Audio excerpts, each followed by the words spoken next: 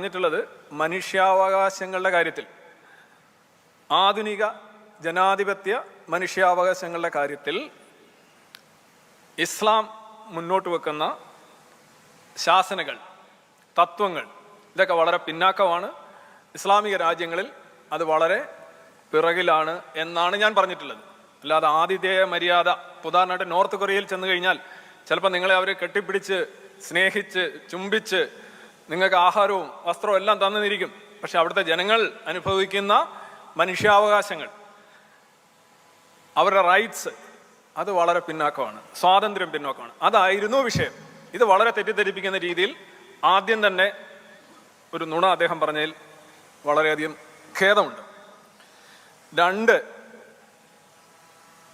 Absence of evidence എന്നുള്ളത് ആരൊക്കെയോ പറയുന്നു അത് തെറ്റാണ് എന്നുള്ള രീതിയിലാണെന്ന് തോന്നുന്നു അദ്ദേഹം പറയുന്നു.